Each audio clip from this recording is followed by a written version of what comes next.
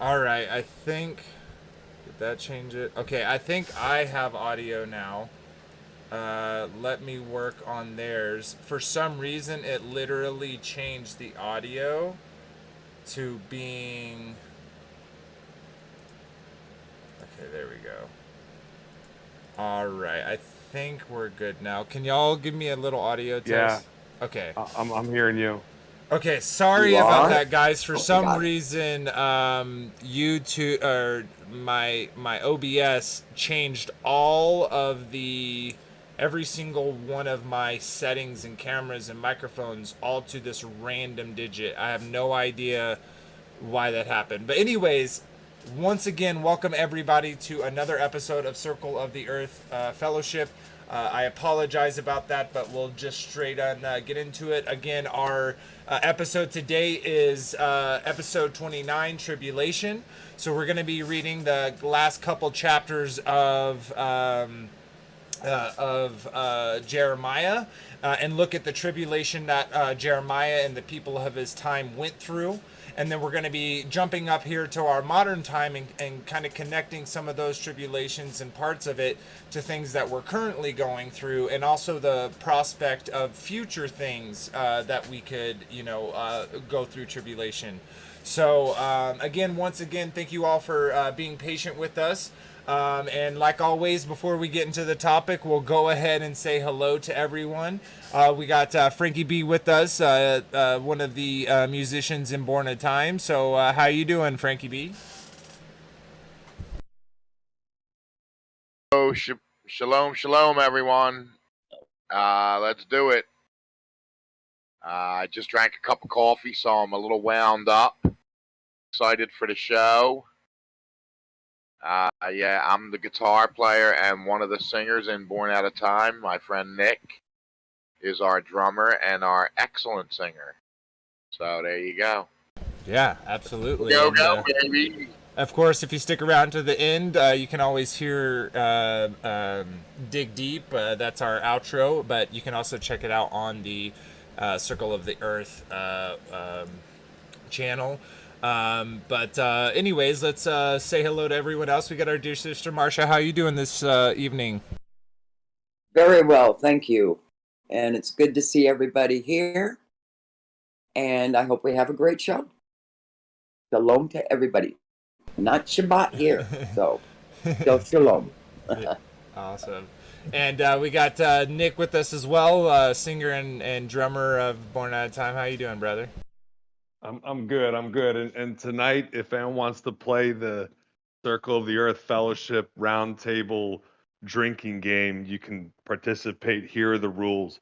Every time Marcia says, "I don't know," you take a shot. Every time Vader goes to the extreme logical example to make a point, you take a shot. And every time Frankie every time Frankie brings up what he ate for the intro, or he asks Vader to turn up the volume on the outro song, you take a shot. And I'll let you guys and if decide. Yeah, my rule. and if When you yeah, go ahead. and if Nick leaves before the show's over, you drink the rest Yes. of the bottle. Yeah, exactly. And if Vader brings up Nimrod, you take 2 shots. Oh, that was it, Frank. I was actually going to interrupt you and say, no, mine should be Nimrod, but yeah. Yes, I do say literally a lot, even when it's not literally, which is interesting because I think they changed the definition of literally to mean not literally. But anyways. Yes, and They changed another definition, huh? and make sure you use shots of water. Of course. But anyways, yeah, well. Or your favorite flavored iced tea. But yeah, awesome. Welcome everybody. Welcome everyone in chat. I see. Hope I'm getting some echo from me, Frankie. Oh, all right. Sorry about that. No worries. I just want to shout out some people. We got our dear sister Wendy Moore. Marsha's in chat as well. We got Luke, Andrew, Shalom, brother. We got Nick and Frankie B, of course. We got Flat Earth Arkansas, FEAR. We got Lisa Sevier. Sorry if I butchered that. Welcome. We got Bassman. We got Gina Siska. and my dear wife, the Mrs. Vader. So yeah, welcome everybody. Hope y'all are excited for the show. And I gave you a little bit of a tidbit of it, but of course, before we get into the scripture, and there's just 2 chapters we're reading tonight, we're going to. I just want to show up a couple things. So first off. We're at 570, so again, welcome. Thank you to all of those new subscribers. I'll show those in just a minute. And of course, we're also streaming on Take on the World, so shout out to JJ Hemp Creek Bear, to Ryetta Lay, to Nancy Luxem Turtle. Thank you all for being here. Thank you all for the patience as well, dealing with those technical difficulties. But yeah, I just wanted to shout out Chris and Liz. And if y'all haven't checked out Take on the World, they have stuff all week. So Mondays they have Disrupted Lands, Tuesdays Sound Off, Wednesdays they got Sip Resistance, Thursdays they got Flat Out Insights. Of course, we're on that Friday spot, and then Ian does his Fridays or Saturdays, typically Saturdays. So check them out if you haven't. Give them a subscribe if you haven't. And of course, if you're over there and you haven't checked out Circle of the Earth, I definitely appreciate any subscription. It's free. It doesn't hurt anyone, and I think we provide some good content. And then one last thing, we're starting to have shorts coming out. So there'll be a short coming out every Wednesday, and so look forward to those. The first one is about the Franz Ferdinand assassination. If you haven't checked it out, appreciate doing that. And then lastly, remember that we read out the comments from the last video. So if you have something you want to say, go ahead and write out a comment. We'll read it at the end of the stream. And of course, I guess this is the last thing. The other was second to last. Make sure if you make sure to check out the Discord. We're always open to adding new voices to the round table. So if you are interested in that and sharing your puzzle pieces around the table, look into the Discord. Link is in the description. But yeah, other than that, we set our lows, kind of got over our housekeeping, so we can go ahead and get into the let me pull this up. So I'm going to read this for everyone, and I'm going to do it a little bit different. So it's not just looking at text. You're going to get to see something else. So bear with me for just a moment. And let's go like this. And here we go. All right. Hey, everyone. Hope y'all are having a great night. But I'm going to read for y'all and just kind of see my face and as I'm reading. So let's get into this. So this is Jeremiah 51. It says, "Thus saith the Lord, Behold, I will raise up against Babylon, and against them that dwell in the midst of them, that rise up against me, a destroying wind. And will send unto Babylon fanners, that shall fan her, and shall empty her land. For in the day of the trouble they shall be against her round about. Against him that is bendeth, let the archer bend his bow, and against him that lifteth up in his brigade line, and spare ye not young men, destroy ye utterly all her hosts. Thus the slain shall fall in the land of the Chaldeans, and they that are thrust through in her streets. For Israel hath not been forsaken, nor Judah of his God, of the Lord of hosts, though their land was filled with sin, and against the Holy One of Israel. Flee out of the midst of Babylon, and deliver every man his soul. Be not cut off in her iniquity, for this is the time of the Lord's vengeance. He will render unto her a recompense. Babylon hath been a golden cup in the Lord's hand, that made all the earth drunken, that the nations drunken of her wine. Therefore the nations are mad. Babylon suddenly fallen and destroyed. Howl for her, take balm for her pain, so it will be she may be healed. We would have healed Babylon, but she is not healed. Forsake her, and let us go every one into his own country. For her judgment reacheth unto heaven, and lifteth up even to the skies. The Lord hath brought forth our righteousness. Come, and let us declare in Zion the work of the Lord our God. Make bright the arrows, gather the shields. The Lord hath raised up the spirit of the kings of the Medes, for his device is against Babylon to destroy it, because it is the vengeance of the Lord, the vengeance of his temple. Set up the standard upon the walls of Babylon. Make the watch strong. Set up the watchmen. Prepare the ambushes. For the Lord hath both devised and done that which he spake against the inhabitants of Babylon. O thou that dwellest upon many waters, abundant in treasures, thine end is come, and the measure of thy covetousness. The Lord of hosts shall swarm by himself, saying, Surely I will fill thee with men, as with the caterpillars, and they shall lift up a shout against thee. He hath made the earth by his power, he has established the world by his wisdom, and he has stretched out the heaven by his understanding. When he utter his voice, there is a multitude of waters in heaven, and he causes the vapors to ascend from the ends of the earth. He maketh lightnings with rain, and bringeth forth the wind out of his treasures. Every man is brutish by his knowledge. Every founder is confounded by the graven image. For the molten image is falsehood, that there is no breath in them. They are vanity, the work of errors. In the time of their visitation they shall perish. The portion of Jacob is not like them, for he is the former of all things, and Israel is the rod of his inheritance. The Lord of hosts is his name. Thou art my battle axe and my weapons of war.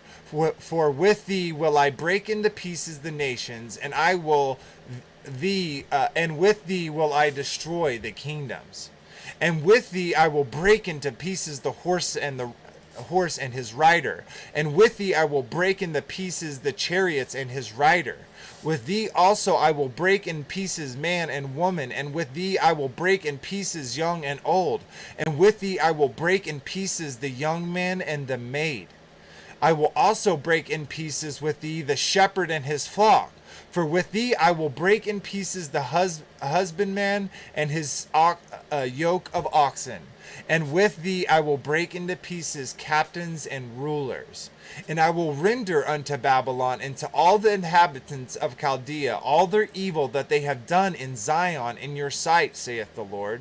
Behold, I am against thee, O destroying mountain, saith the Lord, which destroyeth all the earth. And I will stretch out my hand upon thee, and I will roll thee down from the rocks, and I will make thee a burnt mountain.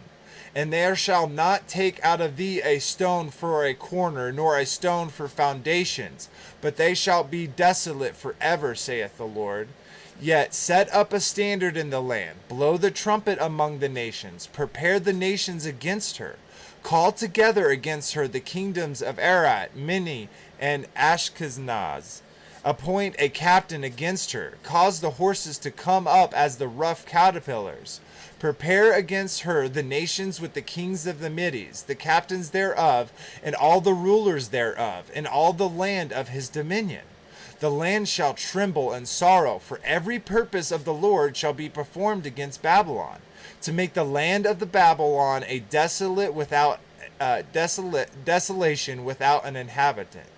The mighty men of Babylon have forebode to fight. They are remained in their holds.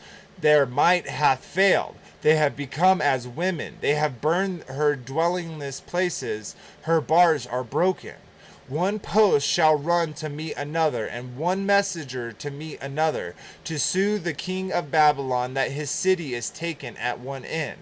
And the passages are stopped, and the reeds that are burned with fire, and the men of war affrighted. For thus saith the Lord of hosts, the God of Israel, the daughter of Babylon is like a threshing floor. It is time to thresh her yet a little while, and the time of her harvest shall come. Nebuchadnezzar the king of Babylon hath devoured me. He hath cursed me. He hath made up me an empty vessel. He hath swallowed me up like a dragon. He hath filled his belly with my delicates. He hath cast me out. Delicacies, sorry. He hath cast me out.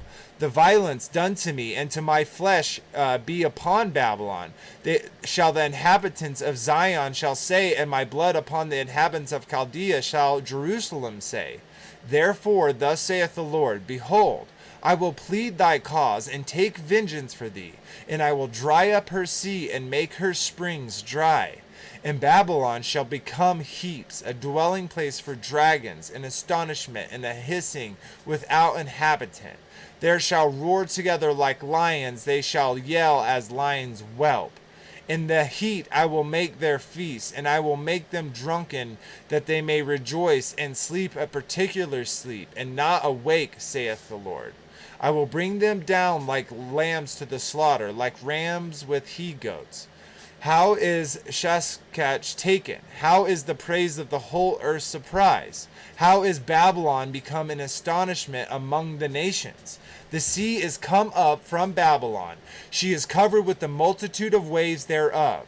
Her cities are a desolation, a dry land, a wilderness, a land within no man dwelleth, nor doth any son of man pass thereby. And I will punish Bel in Babylon, and I will bring forth out of his mouth that he hath swallowed up, and the nations shall not flow together any more unto him. Ye, the wall of Babylon shall fall. My people, go ye out the midst of her, and deliver ye every man his soul from the fierce anger of the Lord. And lest your heart faint, and ye fear for the rumor that shall be heard in the land. A rumor shall both come 1 year, and after that in another year shall come a rumor, and in the violence in the land, ruler against ruler. Therefore, behold, the days come that I will do judgment upon the graven images of Babylon, and her whole island shall be confounded, and all her slain shall fall in the midst of her. Then the heaven and the earth and all that there is in shall sing for Babylon, for the spoilers shall come out unto her from the north, saith the Lord. As Babylon hath said the slain of Israel to fall, so at Babylon shall fall the slain of all the earth. Yet that have escaped the sword, go away, stand not still. Remember the Lord afar off, and let Jerusalem come into your mind. We are confounded, because we have heard reproach. Shame hath covered our faces, for strangers are come into the sanctuaries of the Lord's house. Wherefore, behold, the days come, saith the Lord, that I will do judgment upon her graven images, and all her land that wounded shall groan. Sorry guys, we're almost done there, so just bear with me a little bit more. Though Babylon shall mount up to heaven, and she should fortify the height of her strength, yet from me shall spoil come unto her, saith the Lord. A cry of a cry cometh from Babylon, and great destruction from the land of the Chaldeans, because the Lord hath spoiled Babylon and destroyed out all of her great voice. When her waves do roar like great waters, a noise of their voice is uttered.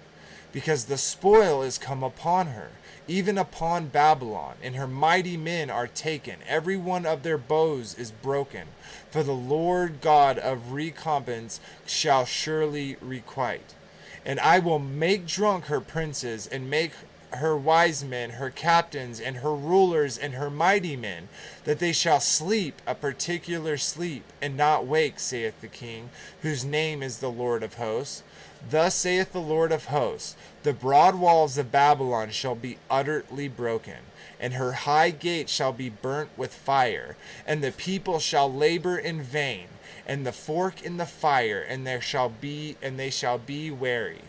The Lord which Jeremiah the prophet commanded Sahariah, the son of Neri, the son of Messiah, when he went with Zedekiah the king of Judah into Babylon in the 4th year of his reign. And this Sariah was a quiet prince. So Jeremiah wrote in a book all the evil that should come upon Babylon, even all these words that are written against Babylon. And Jeremiah said to Sariah, when thou comest to Babylon, and shalt see, and shall read all these words, then thou shalt say, O Lord, thou hast spoken against this place, to cut it off, that none shall remain in it, neither man nor beast, but that it shall be desolate forever. And it shall be, when thou hast made an end of the reading his book, that thou shalt bind a stone to it, and cast it into the midst of the Euphrates. And thou shalt say, thus shall Babylon sink, and shall not rise from the evil which I bring upon her, and which shall be wary. For thus far are the words of Jeremiah. So thank you everyone for sticking with me through that reading. We'll go ahead and bring up here we go, boom and boom. Perfect, sweet. So everyone drink the rest of your beverage of choice, because Nick has already departed for the sleep place. So everyone wish him a sleepy day, sleepy night. I think you broke a record. I think that's a new world that was record. the quickest. That was Yep. the quickest. Hello and sayonara. Yeah, so anyways, I know that was really long, and there were parts that obviously seem repetitive, but there's a point in there, but there's a couple things that I want to cover here, and a couple questions that I want to ask. So from my understanding, Babylon had already existed back in Genesis, right, like during Abraham's time. And this is Jeremiah's time, right? And this isn't Nimrod, this is Nebuchadnezzar. So this is like the Babylon 2.0. Now, one thing that I really think is interesting is back up here in the beginning. Let me see.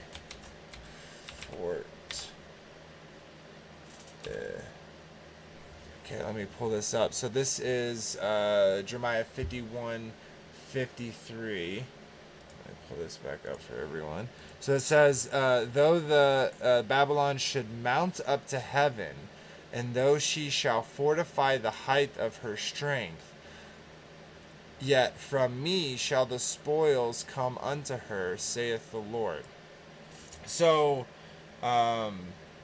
and then it says 54, a sound of a cry cometh from Babylon, and great destruction from the land of the Chaldeans. So I guess what my question here is this is Babylon after it's broken apart during the 70 tribes, and we even see here mentioned before, and I guess I can bring that up in a second, but let's specifically talk about kind of what I just brought up. Doesn't that sound awfully a lot like what Nimrod did, right? Like it literally says, though Babylon shall mount up to heaven, right? That's what the tower did. And though she should fortify the height of her strength. So that's really interesting, Babylon being high, a point to mount up is, to make war with with heaven, and how it says to fortify the height of her strength. So I don't know, it kind of reminds me of the tower there, but obviously the tower is not Nebuchadnezzar, but it's kind of sounding like it's here. Do y'all have any thoughts about that, Marsha, Frankie? You broke up a lot. So, I really? guess, yeah, you were roboting on me. But I don't know if it was for everybody, but you were roboting. But I guess the tower, not during Nebuchadnezzar. So I wouldn't say that was it. Doesn't that kind of sound like that, where it's like... But it does. It does. Though Babylon should mount up to heaven. And here's another thing. Exactly. Why are they so obsessed with that name Babylon, right? Because I don't know. Because I know Alexander the Great was in Babylon, Babylon,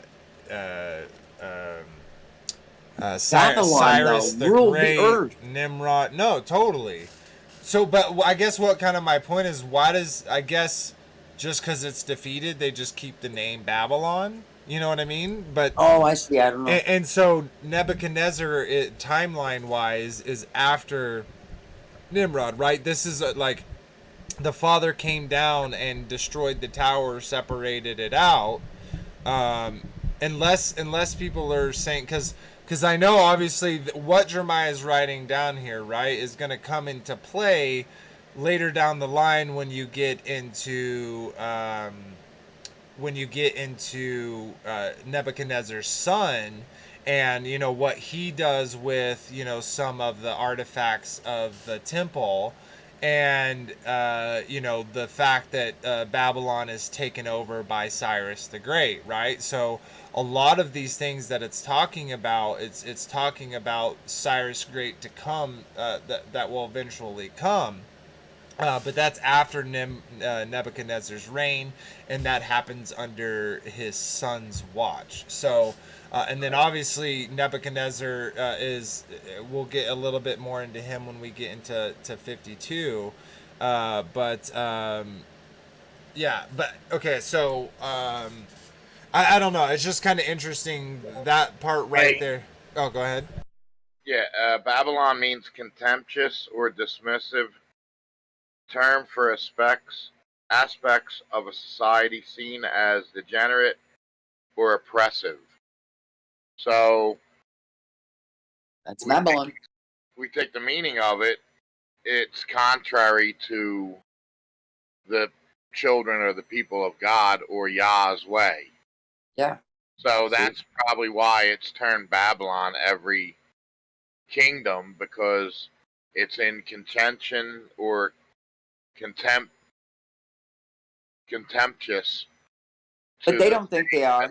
Ways of God, of course. So that kind of brings me an interesting thought. I wonder if they consider it Babylon, right? Like if Babylon is more of a title than a name. Right. Now, even Caesars took on, in pharaohs, they were pharaoh. They were a pharaoh of a king that was, or you know, whatever. There were many different Caesars because they were good or righteous or strength names. So why not keep Babylon because it was so great, you know? And that's why they refer back to it. I don't know. Yeah, that's interesting. Oh, I said I don't know. It also has a spiritual meaning too, meaning opposition of God. Yeah. You know, because when Nimrod did build the tower, the term Babel came into play, which meant confusion, and all the languages were confused which broke their unity. You know what I mean? So there's also that.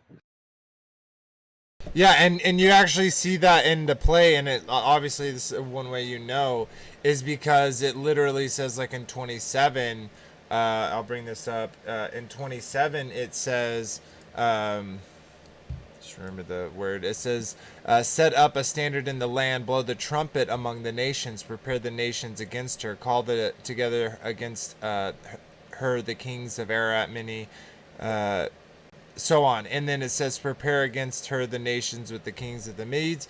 And then it also, I don't remember where that was, I'll have to find it, but it literally says, it says something along the, not literally, it says something along the lines of like that they won't work together. And I'll have to find that real quick, but what my point is like it's showing that these people are fighting each other. This isn't like the New World Order like it was under Nimrod's Babylon.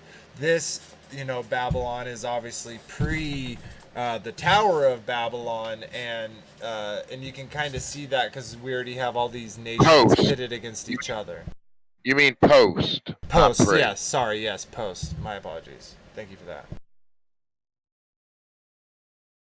But anyways, yeah. So I think Babylon could just be a term of, you know, opposition, witchcraft, other gods. You know what I mean?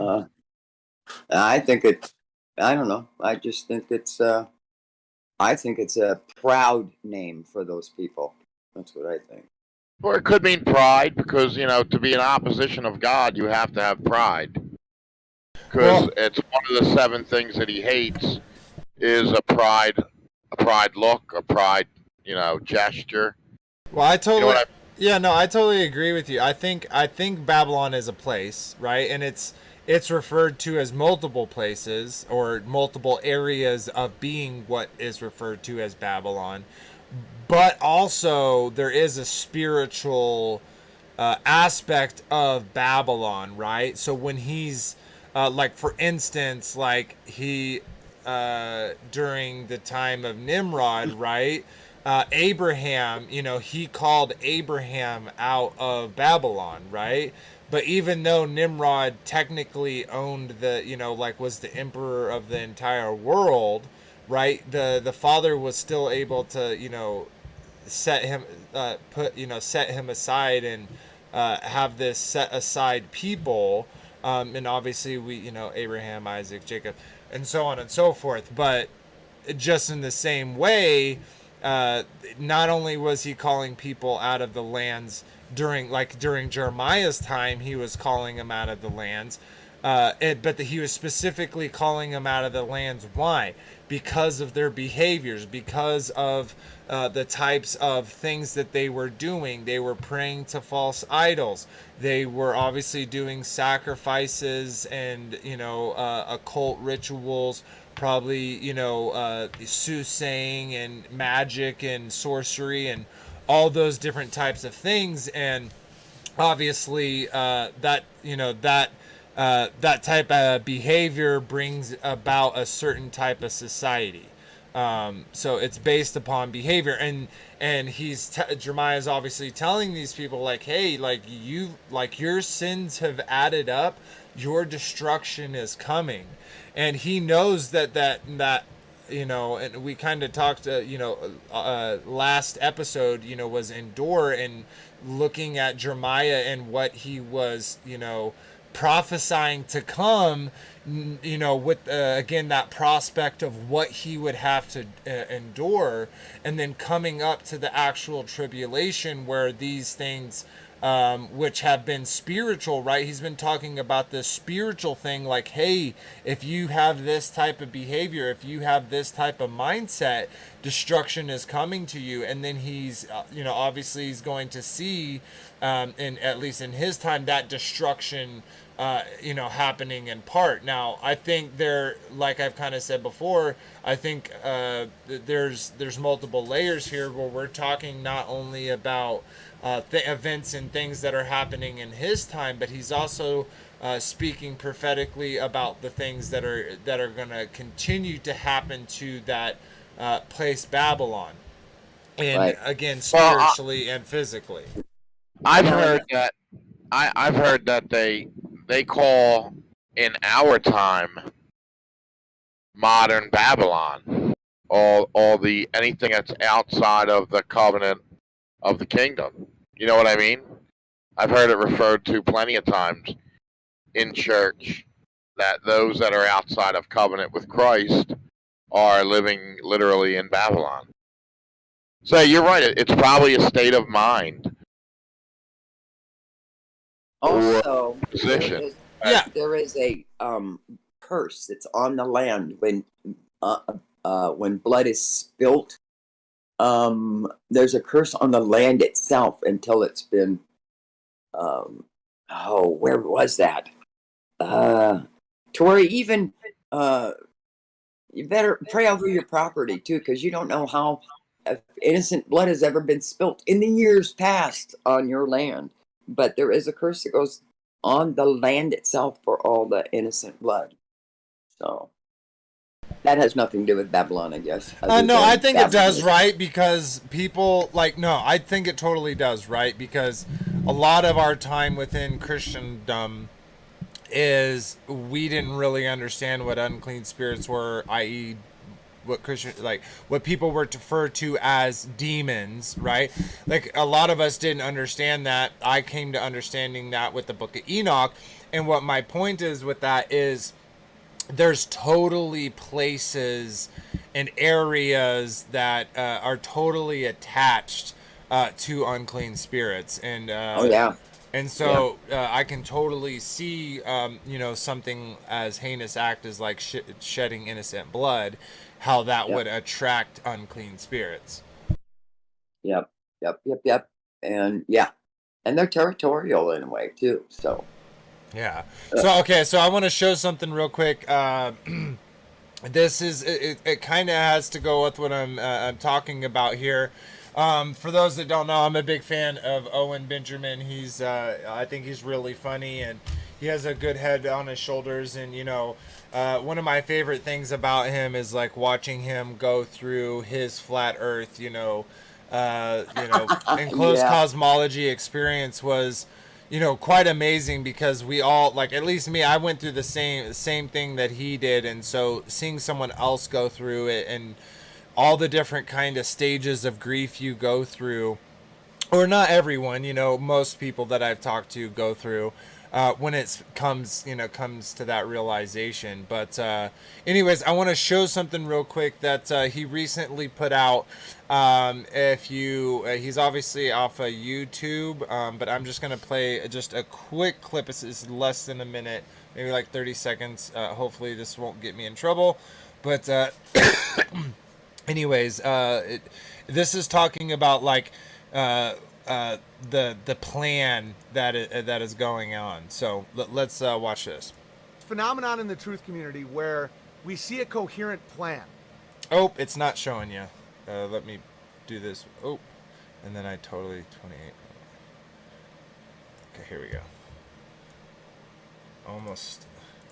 Okay, here we go. Not problem. There's this phenomenon in the truth community where we see a coherent plan. And so we say, oh, they must all be in on it, quote unquote, in on it. And I love Matt from Quantum Conscious when he talks about how few people are in on it.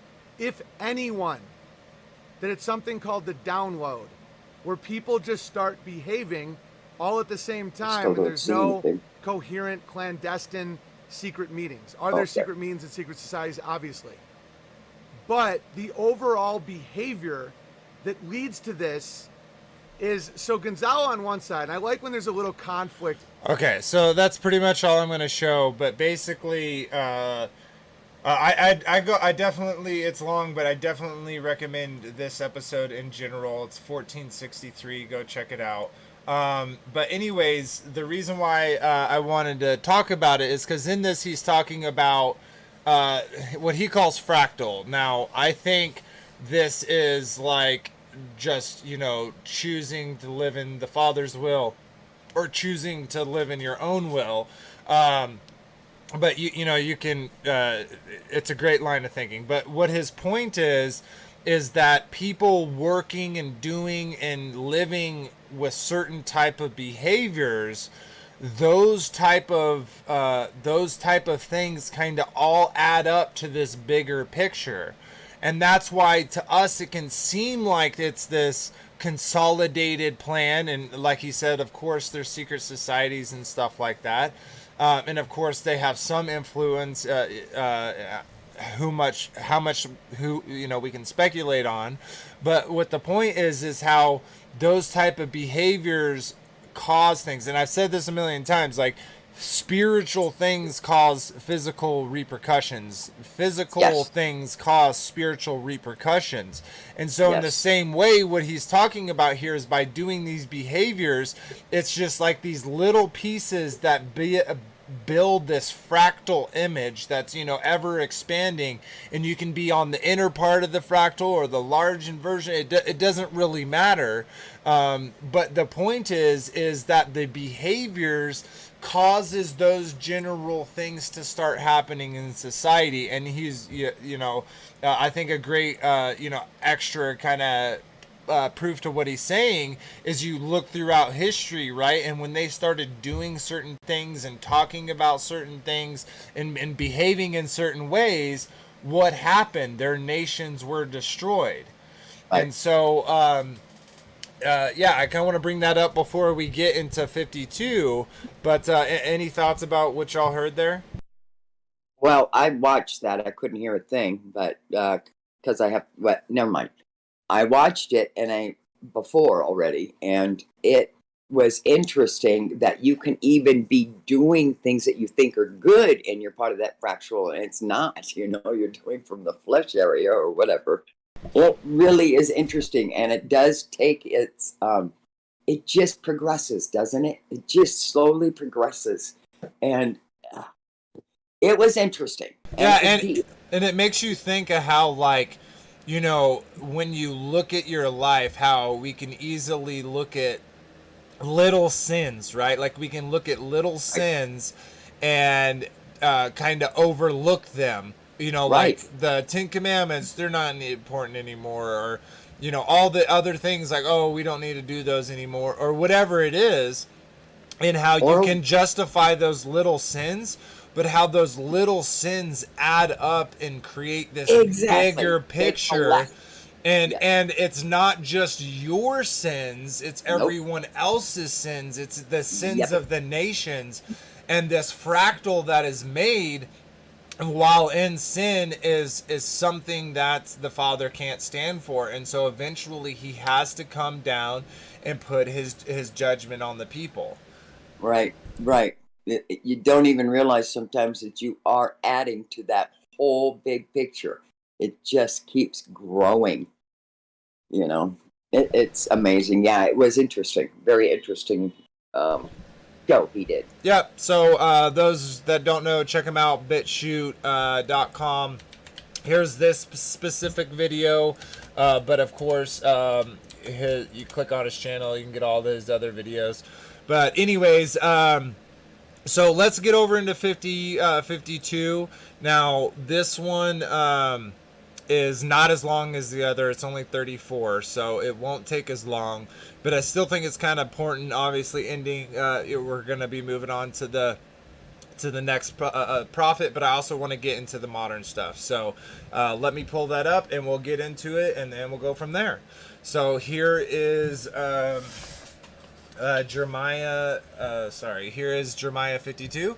So Zedekiah was 30 years old when he began to reign, and he reigned 11 years in Jerusalem. And his mother's name was Helmutah, the daughter of Jeremiah of Lebnah. And he did that which was evil in the eyes of the Lord, according to all the Jehoiakim had done. For though the anger of the Lord, it came to pass in Jerusalem and Judah, till he had cast them out from his presence, that Zedekiah rebelled against the king of Babylon. And it came to pass in the 90th year of his reign, in the 10th month, in the 20th day of the month, that Nebuchadnezzar, king of Babylon, came, he and all his army, against Jerusalem, and pitched against it, and built forts against it round about. So the city was besieged unto the 11th year of King Zedekiah. And in the 4th month, in the 9th day of the month, the famine was sore in the city, so that there was no bread for the people of the land. Then the city was broken up, and all the men of war fled, and went forth out of the city by night by the way of the gate between the two walls, which was by the king's garden. Now the Chaldeans were by the city round about, and they went by the way of the plain. But the army of the Chaldeans pursued after the king, and overtook Zedekiah in the plains of Jericho, and all his army was scattered from him. Then they took the king, and carried him up to the king of Babylon in Riblah, in the land of Hamath, where he gave judgment upon him. And the king of Babylon slew the son of Zedekiah before his eyes. He slew also all the princes of Judah in Riblah. Then he put out the eyes of Zedekiah, and the king of Babylon bound him in chains, and carried him to Babylon, and put him in prison to the day of his death. Now in the 5th month, in the 10th day of the month, which was the 9th year of the Nebuchadnezzar's king of Babylon, came Nebuchadnezzar, captain of the guard, which served the king of Babylon, into Jerusalem, and burned the house of the Lord, and the king's houses, and the houses of Jerusalem, and all the houses of the great men burned with fire. And all the army of the Chaldeans that were with the captains of the guard brake down all the walls of Jerusalem round about. Then Nebuchadnezzar, the captain of the guard, carried away captive certain of the poor of the people and residue of the people that remained in the city, and those that fell away fell to the king of Babylon and to the rest of the multitude. But Nebuchadnezzar, the captain of the guard, left certain of the poor of the land for the vine dressers and the husbandmen. Also, the pillars of brass that were in the house of the Lord, and the bases, and the brazen sea that was in the house of the Lord, the Chaldeans brake and carried all the brass of them to Babylon. The cauldrons also, and the shovels, and the snuffles, and the bowls, and the spoons, and all the vessels of brass with they ministered, took them away. And the basins, and the fire pans, and the bowls, and the cauldrons, and the candlesticks, and the spoons, and the cups which were of gold, and that was in silver, took the captain of the guard away. The 2 pillars, 1 sea, and 12 brazen bowls that were under the bases, which King Solomon had made in the house of the Lord, the brass of all these vessels was without weight. And concerning the pillars, the heights of 1 pillar was 18 cubits, and the fillet of the 12 cubits did compass it, and the thickness thereof was 4 fingers, it was hollow. And a chapter of brass was upon it, and the height of 1 chapter was 5 cubits, with network and pomegranates upon the chapters around bow, all of brass. The 2nd pillar also, the pomegranates which were like unto these, and they were 96 pomegranates on a side, and all the pomegranates upon the network, which were 100 round about. And the captain of the guard took Senaiah the chief priest, and Zephaniah the 2nd priest, and the 3 keepers of the door. He took also out of the city an eunuch which had the charge of men of war, and 7 men of them that were near the king's person, which were found in the city, and the principal scribe of the hosts, who mustered the people of the land, and 60 men of the people of the land that were found in the midst of the city. So Nebuzaradan, the captain of the guard, took them and brought them to the king of Babylon to Riblah. And the king of Babylon smote them, and put them to death in Riblah, and in the land of Hamath. Thus Judah was carried away captive out of his own land. This is the people whom Nebuchadnezzar carried away captive. In the 7th year, 3,000 Jews, 3,023. In the 18th year of Nebuchadnezzar, he carried away captives from Jerusalem, 1,832 persons. So these are the people he got from Judah, and these are the people he got from Jerusalem. And then in the 23rd year of Nebuchadnezzar, Nebuzaradan, the captain of the guard, carried away captive of Judah 745 persons, and all the persons were 4,600. And it came to pass in the 7th and 13th year of the captivity of Jehoiachin, king of Judah, in the 12th month, in the 5th and 20th day of the month, that evil Merodach, king of Babylon, in the 1st year of his reign, lifted up the head of Jebediah, king of Judah, and brought him forth out of prison, and spake kindly unto him, and set his throne above the throne of the kings that were with him in Babylon, and changed his prison garments, and he did continually eat bread before all the days of his life. And for this diet there was a continual diet given him of the king of Babylon, every day a portion, unto the day of his death, all the days of his life. So I definitely want to get into that last little portion there, because I think that's really interesting.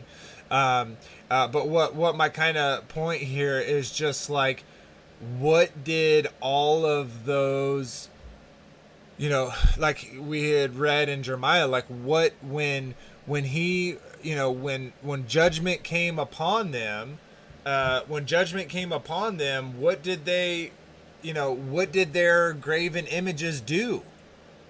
When, did they stop their judgment coming down? No. So what did all of those behaviors allowed through those idols and all those behaviors for those idols, what did that profit them in the end? Absolutely nothing, because they were taken out of their land as captives. Like, imagine, they didn't just get to fight to the death. No, they were so overtaken that Right. that their men ran, their warriors were scared and ran from the city at night. And Right. when they were taken all the way to Rebla and then executed. And Right. so the type of shame that those people felt, I think would probably be great. And I wonder, just obviously this is speculation. I'm not looking for an actual answer, but I wonder, how many of them, kind of ego checked and was like, oh my gosh, I know exactly why this happened. I'm going to turn back to the correct ways even through this tribulation. So they definitely endured to the end. And then how many of the people were prideful in their, mistake and their rebellion against the Father and his behavior, and to their very end. Just interesting. Stayed thoughts. angry. Just stayed angry. Fist at God. Something like that. But there's possibly others saw that God was really working. Because Jeremiah, weren't there a couple things that happened that he was prophetic about that happened prior to this destruction? And even the king was saying, this happened and this happened. So is what's going to happen now? And he says, just repent. Yeah. And it'll, but he doesn't. Yeah, So- and that's one of the reasons why he's a weeping prophet. And again, guys, we're not in-depth study of Jeremiah. We're reading a little bit and mixing in with real world stuff, which we're going to get to very shortly. But yeah, like, I think that with that type of behavior comes consequences, and we see this over and over and over. And not only that, the type of behavior, look at what their warriors were. Let's compare the warriors who ran away from their city at night, right, compared to Joshua and while they were coming into the land. Completely Right. two different types of same Right. people, two different armies. Yep. Yep. Yeah, so we mentioned a couple things there. So I kind of want to get into some modern stuff and things that will kind of, we're going up against. So one of the first things that it was mentioned there was famine. So all I literally did was go to Google and type in famine and hit news. And we're just going to kind of look through this. Now, this isn't for the purpose of monetizing fear. Obviously, that's not the type of person I am, but I want to show all these things and explain it a little bit. So here in famine, we got a few things. It says, quite terrible, close to 1 million people in famine. UN economic says. Harsha joins Yahoo Finance person to discuss the worsening global food crisis. And then we got drought is pushing Somalia towards catastrophic famine. Lessons from Irish history on the consequences of ignoring in Somalia. A call for action from Canadian government to prevent famine in Afghanistan. 2 refugee crises and the dark lessons from the coming. And I think it said, let's pull this up just to see what it says. And from the coming famine. Oh my gosh. So the reason why I'm bringing this up, right, is because these people, while the war's going on, right, they ran out of bread. The people of the land didn't have bread to eat. Correct. Okay. They didn't have anything. Yeah. Yep. So they weren't just beaten in war, right? They were utterly beaten in every way to where they were dragged from their own country and brought to another land before they were executed. And part of that destruction was the fire. We saw that they went in there and they put all the houses on fire, in the midst of all their area, put it all on fire. And we're constantly bombarded by fires. And, we could get into, we're not going to get into what these fires are caused from. Obviously, you know, we know that they don't let any good crisis go to waste, so they love crisis. So there is a, you know, a motivation right there, a motive to be participating in these.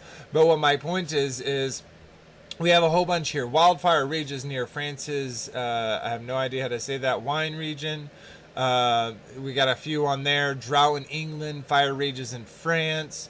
We got stunning video captures fire whirl in California. Watch Firenado swirl out of the largest brush fire in California. So we got all these things. Now, we had some fires, quite a bit of fires in our county.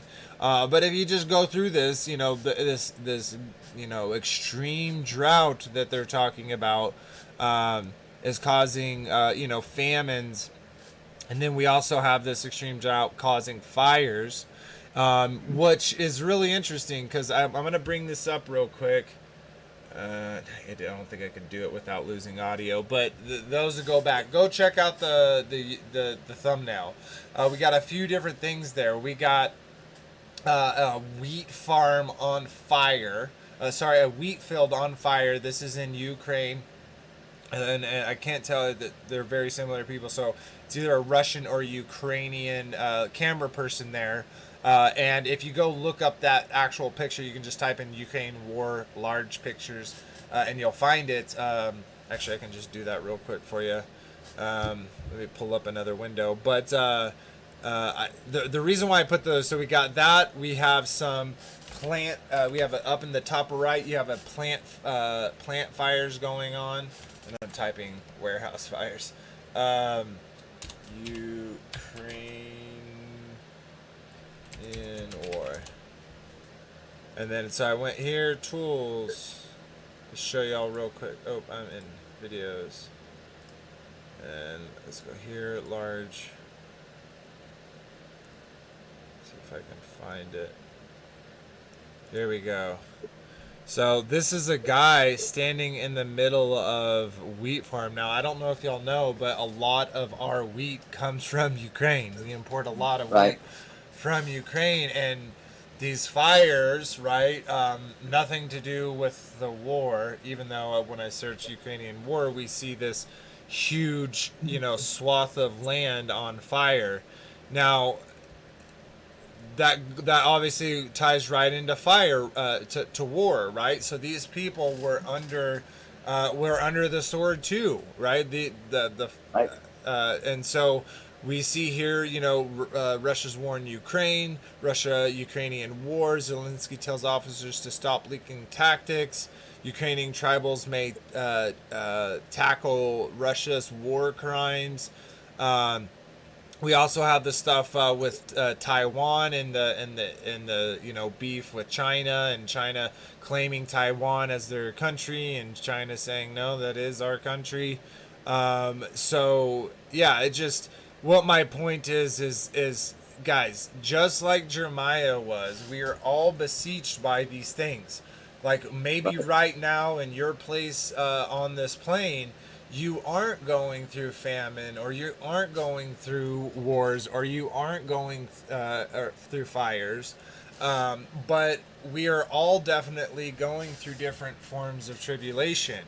And so back to Jeremiah, is Jeremiah, like Marsha was pointed out, I'm sure many of y'all know, kept warning them, hey, this is going to happen. It happens, but they don't repent. Hey, this is going to happen. They don't repent. It happens. Up to the point where he's like, okay, what's going to be the next thing? Where they're more trying to stop that thing from happening instead of ego checking and looking at their behavior and why the Father is, you know, is bringing tribulation upon them, why he's bringing judgment upon them. Exactly. So I think we should be definitely during our times, when right now, again, we don't have war on our... Later. Oh, what's up, brother? Yeah, you know all this stuff is planned. I mean, we have enough resources to feed the whole world. There is billions and billions and trillions of dollars out there that are hoarded by a small group of elites.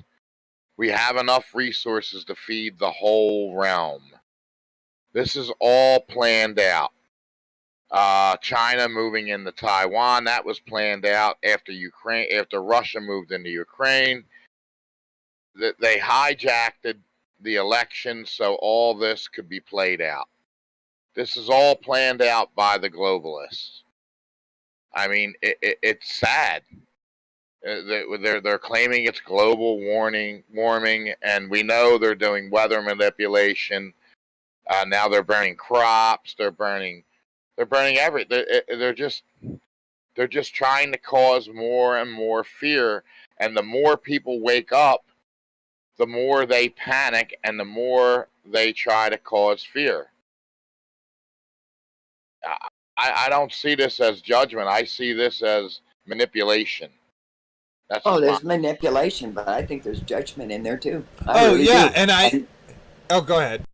No, just that God uses some of those people to bring the judgment. You think, so whatever. Exactly, and So we you're see saying that he's bringing judgment on innocent and poor, impoverished people, because that's who's really affected by this.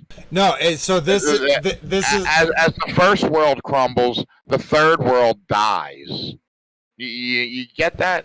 no, totally. So The third basically, world are Okay. innocent people that are suffering, and it's manipulation. I don't really believe it's judgment. Well, there's also it tells us about believers. Into captivity you will go, die by the sword. Things happen. Yes. And what I was gonna say is, like, that's the thing, and that's why it's so important.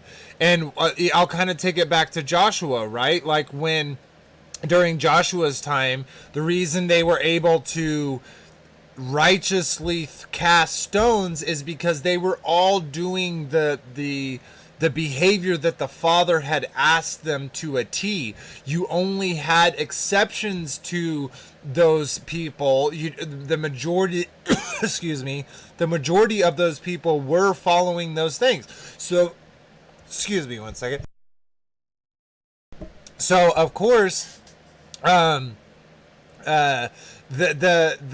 atmosphere was, in the behavior that they did, the fractal that they were creating was one that the Father wanted. And so you see them be uplifted, and you see them do these miraculous things and fight against people that in all rights they shouldn't be able to win against, but they come out on top. And I bring that up because I agree with you on one hand, Frankie, that I think a lot of the stuff, like the scarcity, the famines, and all those things are engineered. If not only propaganda, if they're physically doing things like setting plants on fire, food processing plants, etc.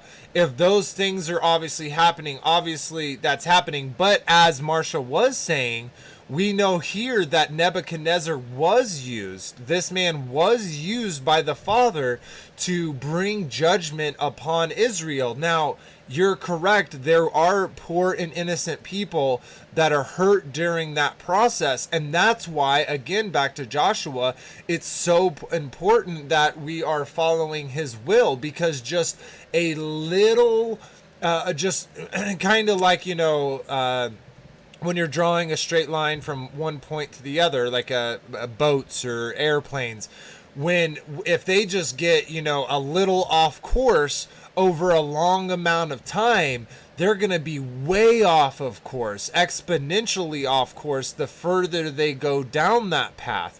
So it's the same way it's which these countries, these peoples, these nations, they have gone down their trajectory. Though in the beginning those small sins were so small, but the trajectory was changed by that small amount, that it just increased to where they were no longer in any relationship with the Father. They were completely adapted to Babylon, and then Babylon comes in and gets and kills them all, and or takes them captive or imprisons them. So you see, I agree. Well, I think a lot of stuff is manufactured, but I think even through those manufactured or real events, that the Father Right. uses that in His way. Yep. right. Well, what does fear do? Well, Fear distracts you from praising and worshiping the Father. If you're consumed with fear and worried about your bills, worried about feeding your family, worried about your job shutting down or the supply chains breaking down, you're so consumed with that that you really you don't do it on purpose, but you stop praising the Father, you stop glorifying him, and you start to worry about your own self-worth, your own prosperity. And not enough people stay focused on the Father. And that's what all this supply chain breakdown, all this transmission of fear, it causes a major distraction in your worship. You know what? You understand the point I'm making? where am I? Yeah, I am. I mean, fear is what they're trying to do. Yes, and but it also it's still the addition. Okay, so they got these. It's still what Vader was saying. Fear is being used. Okay, we are to focus on the Father, absolutely, and fear not, because He has everything in His hands. But that fear is growing throughout our society, and it's all those fractals that are building, and calamity happens. It's just what, yeah. Yeah, I think there is definitely a physical, metaphysical, spiritual thing where when your nation becomes so corrupt, there's no other option but to cleanse the land. And we literally have seen that through history, right? Like these huge empires that no nation could ever come against were just destroyed by, a natural disaster. And so I think he totally does have those judgments. I think he totally has a measuring cup where, or a scale when it passes beyond the thing. It's like it's not even like it's a part of his behavior to do those things. But also what I love about that is, like, you're talking about the innocent people and stuff that are hurt. Like I'm definitely, anytime innocent blood is gone is bad. But I also think about all the people that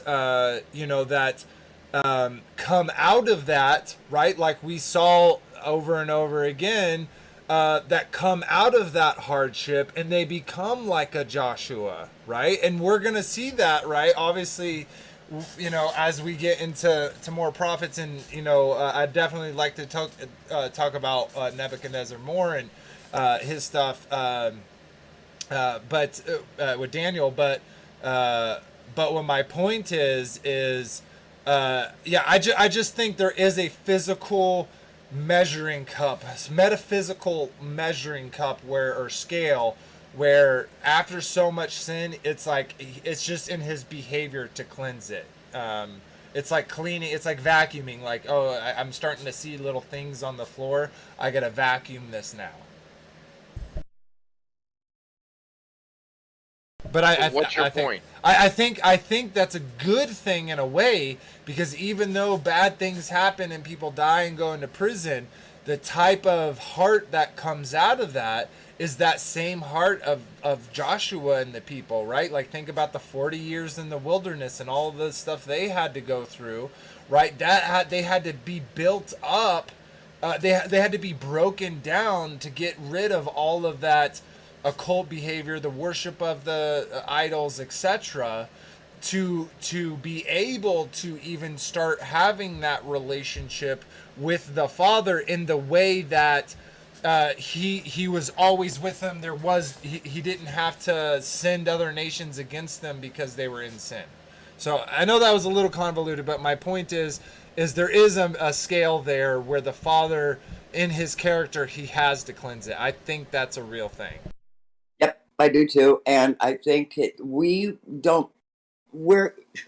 can't discern it exactly, but it is the Father uses sinful people to bring about judgment. He uses the presidents. But they also have their agenda. It's mixed. It's all there. But he doesn't hide. God doesn't hide anything from us. We know the end. We know what to expect, and he equips us with all the gifts and everything we need if we keep our focus on him. So he does. We're gifted with everything. If our focus is on him, not like this. That is the message. Put God first, because he will supply all of our needs. But a lot of people don't do that. And those with weak faith are easily tossed to and fro like a ship in a storm. You know what I mean? So yeah, that's why it's getting strong now. I just think all this stuff that's going on in the news, it's all manufactured. I think all of it is. Well, I agree. I think a lot of it is manufactured, but I think like we can't be so arrogant as to say nothing's ever going to come down on America. Like, we already kind of could see what they did with the beer bug. Right? No, they're trying to bring the first world down. They're trying to bring America, our economy down. It's a full-on attack on our economy. Yeah. They're trying to put us in a chokehold. Yeah, no, totally. And that's why I'm saying, like, I think some of the things are real. Like, I think some of the, what about all the food we sent over to Ukraine? What about the $40 billion we sent over in aid? How can they be, starving if we're sending all that food, all that resource? I mean, it just doesn't. They send it over, and then every church is taking donations to send food over to Ukraine. Actually, the American church feeds most of the world. There's an agency called Clear Water where they go into Africa and they dig for water, and they give communities that don't have any water water, because if you don't have water, you can't grow, you can't survive. But and that's mostly the American church that is providing for all these third world countries. And if we're so consumed with providing for ourselves, then we can't provide for other countries. You know what I mean? And that's the stranglehold I see what's coming down, or at least what they're trying to do. I don't think they're going to succeed, because I know that as believers, we have more power than they could ever think of. You know what I mean? Because of our faith. That's why I've always loved that part in A New Hope where Obi-Wan's like, strike me down now and I shall become more powerful than you can ever imagine. Like, really, that's like, why fear the person? We read the scripture. Why fear the person who can just bring you death, but not the one who can destroy your soul? It's like, literally all they can do is give us a one-way ticket to to meet our creator. So now I do believe we go to Sheol first, but what my point is like that's all they can do is take our physical body away from us, which is one of corruption, right? We're going to get a new one that's way better. So, what can they really do? So even to those people, even to people who were wrongfully murdered and innocent blood that shed, like, I think that that in reality they shouldn't have been murdered, they shouldn't have been killed, they shouldn't have gone through that. But at the same time, it's like the Father, has them, and so. Anyways, sweet. So yeah, that was kind of what I wanted to share today. Those two scriptures, and we can continue talking more about the Revelation. But I just wanted to pull up this scripture real quick and read it to you. So this is Revelation 17:17. It says, "For God hath put in their hearts to fulfill his will, and to agree and to give their kingdom unto the beast until the words of God shall be fulfilled. So what my point with that is just to say that the Father absolutely puts plans into their head where they think, ooh, we got this, grab their hands, grabbling, like, rubbing their hands, thinking that they have this plan all figured out. But it's actually the Father that laid it on their hearts to fulfill His will. So I think even if this stuff is real, and even if they're trying to bring famine and war and tribulation upon us all, the Father still has us. He's still with us. And He's never going to abandon us. He's never going to forsake us. So, even if these tribulations do come down, like Jeremiah and some of the people that made it through, they had to endure it to the very end. So, right. Exactly. Absolutely correct. Yeah. And we got to be overcomers and endure to the end. Yes. Yes. Plant our roots now. Deep, deep roots. Get close to the Father more than ever. Always. Always.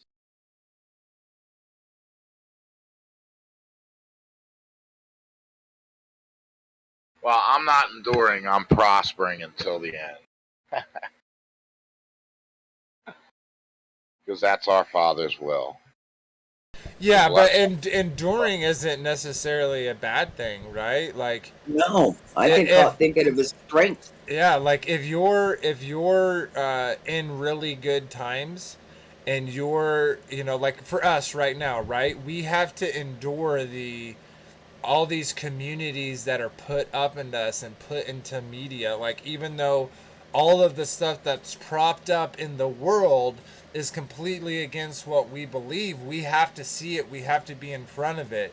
So enduring is also not being a part of them, not being a willing participant of Babylon, right? Right. And one more little quote is kind of going back to what Big Bear said, Owen Benjamin, and talking about the fractals. Is it's not in the book, but in the first one, The Hobbit: An Unexpected Journey, Gandalf meets with Gladriel, and she says, why the Hobbit? And I'm going to paraphrase here, but I think I might be able to quote it. But it's like, Saruman finds... let me think. Okay. Why the Hobbit? Saruman believes it is only great power that can hold evil in check, but that is not what I have found. It is everyday, small, everyday deeds of ordinary folk that keeps the darkness at bay. Small acts of kindness and love. So that's like the fractal to the other side. The way that we build the fractal that the Father wants us to do is by those, love is patient, love is kind, like doing those to our fellow man, loving our neighbors as we love ourselves.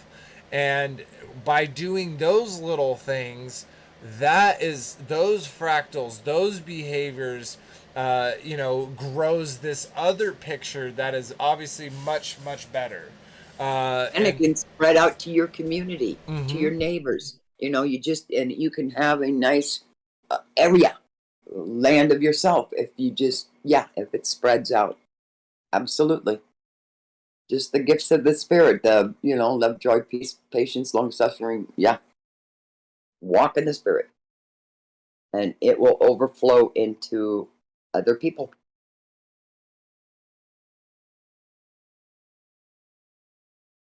Yes, absolutely. Okay, so I want to bring something up. This is completely off topic. That's all I want to share. Of course, if you two have anything else to share on that topic, go ahead. I'm just looking for something real. I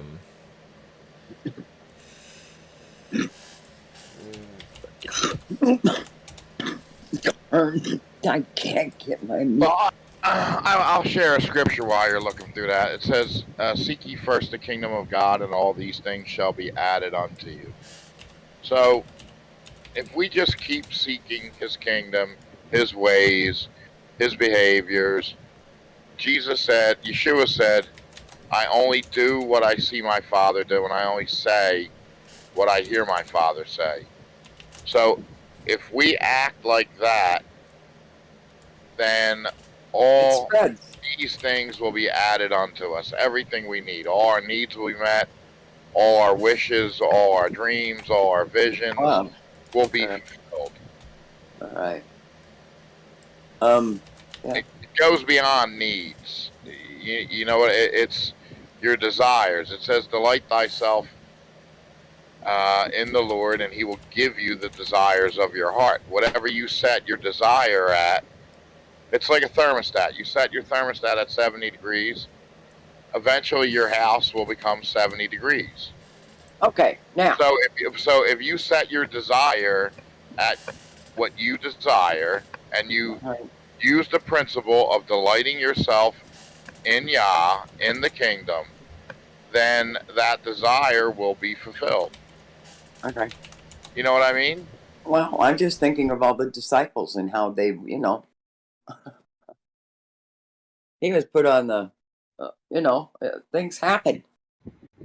Not I'm not everything's saying things not don't happen, everything but glows and does everything is just great for you because you're out there doing the Father's will. It's really some things can happen to you, but oh yeah, we're gonna your have hope problems is in the with Lord. Your hope and your everything is in the Lord, but it doesn't shield you from possibly what did Paul say? I've had plenty and I've had nothing, and I've been rejoicing both. So whatever, not everything is wonderful and roses. Comes up roses because you do everything the Father's will. It Sometimes, also says that these trials are temporal, and that word okay, temporal means subject to change. okay, You go through trials. You're gonna face opposition, of course, because we're light in a dark world. Of course, the opposition is going to come against us, but yes, it's temporal. It's subject to change, and okay, it also says we go from victory to victory, from triumph yes, to triumph. I agree with all that. But So, all right, I'm just trying to be an encourager. That's all. So of course y'all have to wait a little bit to see it. I found what I wanted to share. So what this is Penn and Teller are magicians. They have this show called Fool Us, and I saw a short, like while I was flipping through YouTube Shorts. I saw a short of this, and then I went and found the full clip. But I just want to play a part of it. And show y'all how silly it is. So let me pull that up real quick. Okay, and then I'm gonna share this with y'all. I lead a double life. By day, I'm a professor. I have a PhD in math. My dissertation was titled Vaught's Two Cardinal Theorem and Notions of Minimality in Continuous Logic, which I'm not going to try to explain to you right now. But by night, I'm a magician. Okay, so I perform at venues like the Magic Castle. she's gonna say it here quickly. The way I think about math research is very similar to the way I think about magic. They have a lot in common. Math research, like magic, requires a lot of very strange and beautiful creativity. And this is the same approach I take to performing magic, where I want to think outside of reality and how I can share that with my audience. Tonight I have a trick that I spent a lot of time developing just for this show. Penn Teller, this trick has a little bit of math and a whole lot of magic. So that's all I wanted to share. The reason why I want to pull this up, obviously, the whole magician thing is a whole nother topic. Just quickly on it, I think there are totally some people who are just illusionists. They're to sleight of hand. But I also think there are people out there that are legit sorcerers, and they do some of these things to the power they gain is people think that it's fake, but they're actually watching, supernatural things happen.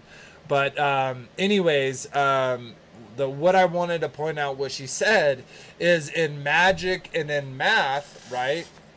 Is these things are you have to think outside of reality to come up to them. Now, we know that the R value in modern math is something that is very magical. It can't be found, it can't be measured, but yet with that value, they can tell you the size and distance of the sun and the moon, and the size of the earth, and the gravitational force that it would that it would be bending and warping of space and time. So yeah, I just saw that clip, and it was like, wow, they really don't. They just straight up say it. You know, we think outside of reality. So yeah, I think that's interesting. Any thoughts about that?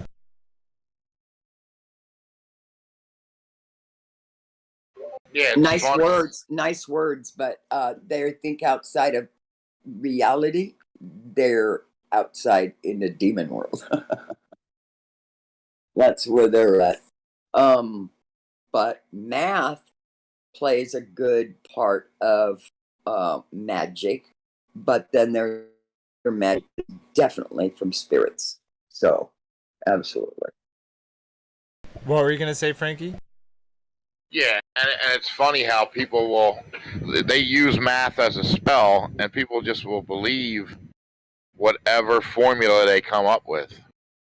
Yeah, and it's the exact same thing as like an illusionist, right? Like I'm not talking about like Yeah. the actual ones. Like people, like the reason why people are amazed is because they're thinking of all the possible ways that that could be true, searching for a way to believe in it. You know what I mean? Which is the same thing that they do with the math that we're given about, you know, the globular Earth, or a lot of, you know, creation, or, you know, evolution, etc. Oh, yeah.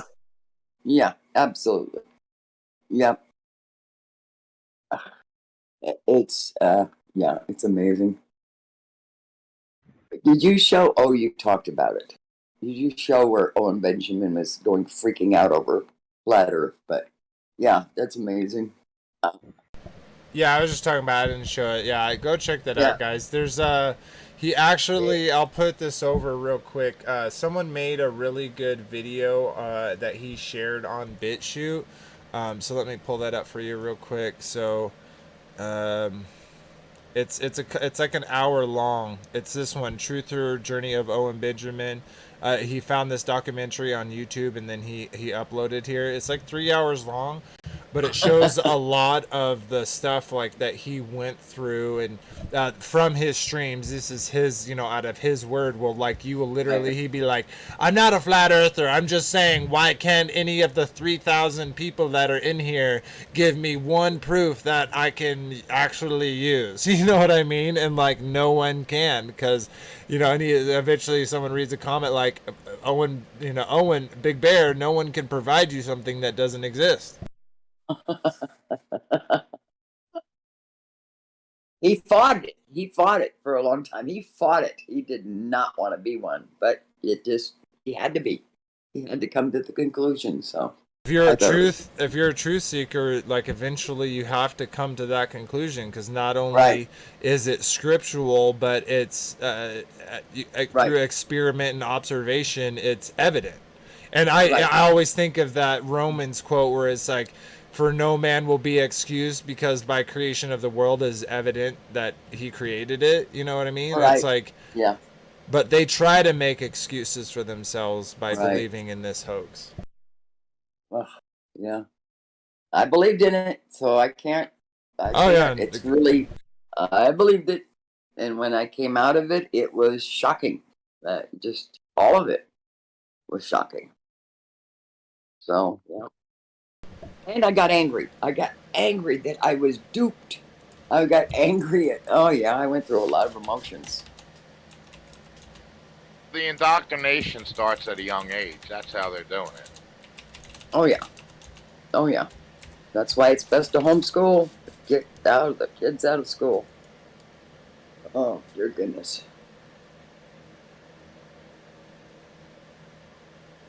That's what you're doing, right, Vader? Say that again, I'm sorry? You're homeschooling. Oh yeah. Not only because of like what they teach them, right? But also the new type of stuff that's going on, i.e. the, you know, trying to, you know, make them purple helicopters. And then but also the, you know, the prevalence of fake or wet operations when it comes to, you know, people in places where they can't defend themselves. Yeah. So among all those reasons, that, you know, and I think a lot of the reason why they try to send children off to anyways is so they can get the state to be the parent and the provider absolutely. of truth and wisdom instead of the parents. Right. Absolutely. Oh, Hey, all right. Well, anyone else see anything interesting that I can maybe share with everyone? Or anything they want to bring up? We got about 20-ish minutes. go wake Nick up. Did y'all see anything interesting over the week kind of come to mind? Oh, there was something that I just heard. It was on. Okay, it was somebody saying that. I don't know, but he says, have you looked at alcohol? Alcohol has not changed in price. Something 2 years ago it was $13 or whatever it was for that guy for a 12 pack of Corona, and now it's still 12. It's still $13. Why is that? Because it's selective. I mean, it still has to be trucked. It still has to be made. It still has to, the gas, the stocking, the this, the that. Why isn't that going up? And he said it's selective what they're having go up. It's very selective. The same thing has to happen with the alcohol. You have to truck it. You have to have warehouse. You have to have Workers. stockers. Yeah. All the same. So why isn't that even budging, you know? And it made me think, oh my gosh, yeah, that's a good way of looking at it, is to see what really is going up and what hasn't. And it's still the same thing has to happen. So anyway, I'm not going to say I don't know. So, that's interesting. And but I haven't gone to the liquor store to find that out. But you guys, somebody who does knows the difference. If it hasn't gone up, then it's proof positive, you know. It's just I don't drink alcohol, so I have no idea. Neither do I. But I wonder if there are other things like that, like other industries that are kind of that are the same. Yeah, that aren't. That nothing's raising in prices. Nothing's changing there. But yeah, I wonder. He just mentioned alcohol, so that's all I've heard. But I wonder if there are other industries. So interesting. Yeah, it is. What about you, Frankie? You hear anything? Yeah, well, that's why they're trying to legalize weed across the country, because they want to keep us comatose. I mean, they want to keep you drunk. They want to keep you distracted. They don't want you to be a free thinker. They want you smart enough just to run their machines and do their bidding. They don't want you thinking outside the box. Well, you're easily controlled that way. So, yeah, no, I totally agree. I did see a couple things. What do y'all think about the whole trunk being under investigation? Apparently, they think that he took nuclear documents with him. Oh, brother, BS! BS alert. I just wonder why they would. Obama took 30 million documents. Whatever. I can't even listen to the news. You never rated him. It's so fabricated. It's so whatever. They're afraid of him and the movement. I don't even know if they're afraid of him. He's a puppet too, you know. They're afraid of him because he's exposing all their hypocrisy. They're exposing themselves too. I'm not saying he's perfect. No, he's not. Exposed a lot of things. He's part of it. Yeah, he's part of it. I just wanted to shout out real quick. I saw you join us, Jeremy Pyers. Thanks for being here, brother. Also, Yah and Yeshua and The Rock, thank you for being here as well. Lisa Sever still here. My beautiful wife's chatting along. And the other 13 of y'all. Appreciate y'all being here. I pulled this up real quick. There's a couple things. They're talking about a drought, but they're saying California is due for a mega flood that could drop 100 inches of rain. That was just 3 hours ago, but I just showed y'all a plethora of, oh my gosh, we're in a drought, but now there's going to be a mega flood. So, they always have to keep something. Look at this. I don't know if y'all heard about this, that there was an Ohio FBI shooting. Like someone, I saw something about this. I didn't see the full thing. Let's read it. It says Cincinnati shooting suspect Ricky Schiffer was shot dead by police on the side of the interstate highway after he attempted to breach a visitor's interest on the FBI field office in the city. The 42-year-old Columbus, Ohio, fled the scene and attempted attack on the Thursday morning before a standoff and shootout took place hours later. The FBI confirmed his death at 3:45 following an exchange of gunfire. Officials are investigating Schiffer's ties to the U.S. Capitol riot and right-wing extremism. Ooh. And a pro-Trump social media site. Ooh. Ooh. Okay. Wow. Isn't that interesting? Look at that, guys. We got an FBI shooter, Trump's fault. We got FBI searching Trump.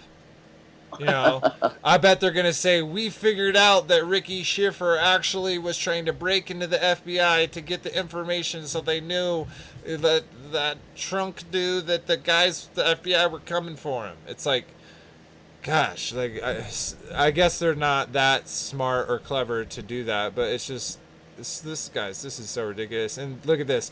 Why does the FDA want us to take so many beer bug self-tests? Because they're making hand over fist money. Oh, aren't they though? Oh my gosh, I read something, I forget what it is, on just the tests alone. It's I don't know. It's just money. Money. Unbelievable. Yeah, it's insane how much literally they're making. See if there's in here. Oh, this looks like this is just local stuff. I live in Utah, that's why it's popping up. Sweet. Okay. Well, I guess we usually, it takes a little bit of time to go through it, so I'll go ahead and do my upkeep real quick and go ahead and pull over everything before we say our goodbyes. So let me pull that up for y'all. Bear with me just a second. And refresh. Okay. Pull that up. Oh, there we go.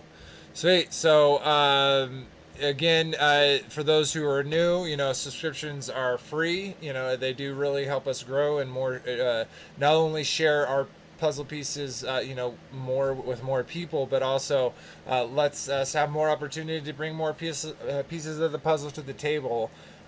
So that we can all, and I say this many times, iron sharpens iron as one man sharpens another, and we don't all agree on things. We don't all have to see things eye to eye, but we are all brothers and sisters, to the same ABBA. So that being the case, we should always walk in love. And even if there is disagreements, hey guys, we all have different pieces of the puzzle, and we shouldn't judge others because they don't have the same ones that we do. So, but that being said, give us a like, give us a subscription. It really does help us grow. And of course, if you're interested in more conversation and more fellowship, we have our Discord, which is always in the description below. So check that out. It's on every video, so find it there. I wanted to bring out again that we did, let me pull this up. We did start doing our shorts. So those will be coming out every Wednesday. I'd like to start pumping it out to more than once a week and maybe do a couple a week. But as it is right now with my schedule and the time that it kind of takes me, there'll be once a week for the foreseeable future. But go check that out. It's a really great video. Thanks for the love of those have already did. And then of course we always read our comments out. So let's go ahead and do that. We had a few. I definitely appreciate that. Said R.A. Tacky, which is Reed. He said thumbs up 100%. Absolutely. Thank you, brother, for that. Appreciate the love. Tammy Jones said, awesome show. You've got my sub. Thanks. That really helps us out. Really appreciate that. My lovely wife said, love this show so much tonight, and so sad I missed it live. Love hearing Frankie talk more. I agree about the division within the church community. I feel that one of our biggest setbacks as believers is that when other religions and cultures are looking at us, we look like a giant group of hypocrites because not even Christians do what our Bible tells us to do. They write over half of it off and chalk it up as symbol and symbology and metaphors instead of living our lives according to the word. All these men have made rules been added, and men have told us what to take away. Great job, everyone. Thank you, love. That's very true. And instead of making God the truth teller, we've made him the liar and every man the truth teller, which is obviously ridiculous. But thank you for the love, and of course, again, shout out Chris and Liz, Take on the World TV, for allowing us to stream on your channel as well. If y'all haven't, go check it out. Now, one real quick thing is I'd still like for those to do it. So if you haven't, please go here and vote on your favorite type of episode. We're also going to be doing a new poster soon on another day because we're trying to do, I would like to move us to 2 days. Now, I'm not saying everyone has to be there, but I'd like to stream another topic, a different topic on another day. So soon there'll be a post. Please go vote on these. They really help us kind of gauge where we should move it, what people enjoy, because we don't want to make stuff that people aren't enjoying. So anyways, but back on to Take on the World. Check them out. Subscribe to them if you haven't. Great content through the daily shows. Go check out those playlists. And of course, we'll read their comments. It's just Moonglow. Not just Moonglow. It's our dear brother, sister. I think it's sister, Moonglow. Thank you for always showing up and showing us some love. It really does. I really do appreciate it. So, yep. Other than that, remember, guys, you leave comments here. You'll get them read off during the thing. I'm just going to refresh them real quick just to make sure no one went back in there and maybe threw a comment that I'm not seeing because it's not refreshed. So just bear with me. Nothing there. And last but not least, if it will load. And that's it. Awesome. Okay, well, thank you, everyone. Again, go ahead and show us some love, share, help us grow. So appreciate that. Let's go ahead and pull this over. Oh, wrong one. And pull this back.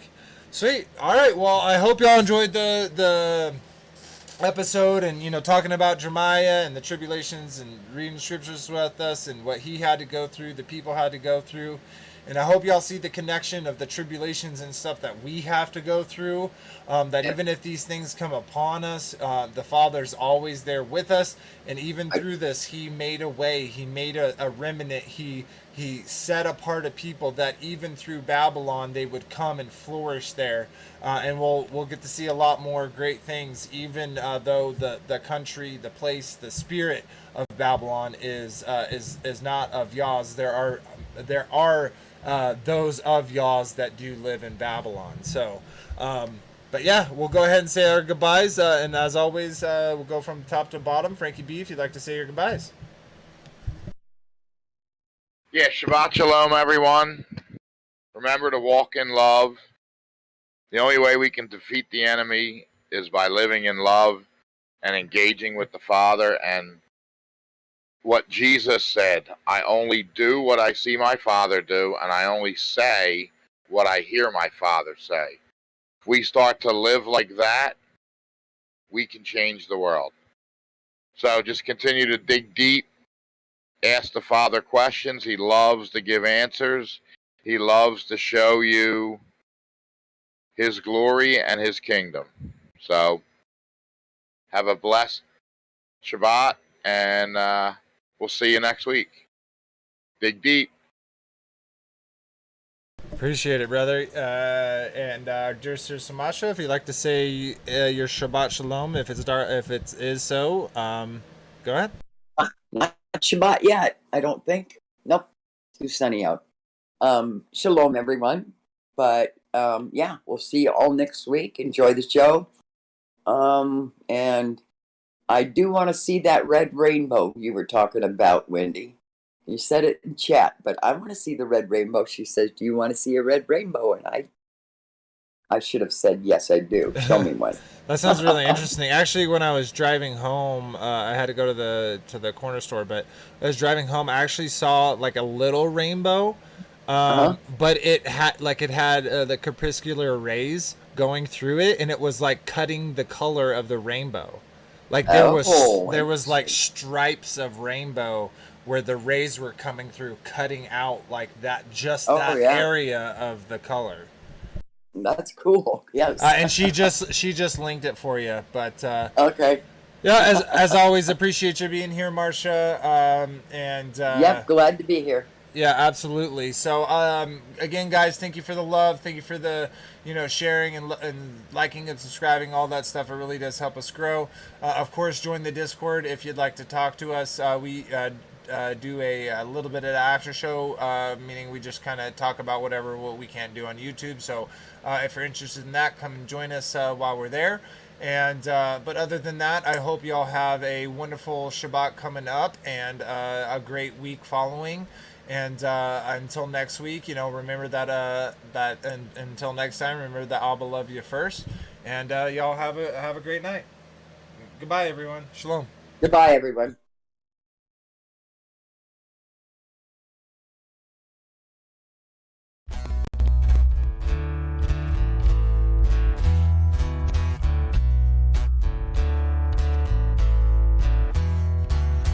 It's your glory,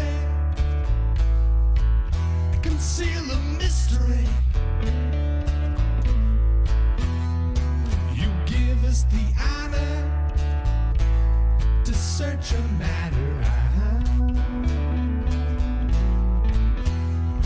You raise up a standard to beat back our enemy. You establish this realm, and like a scroll you spread it out.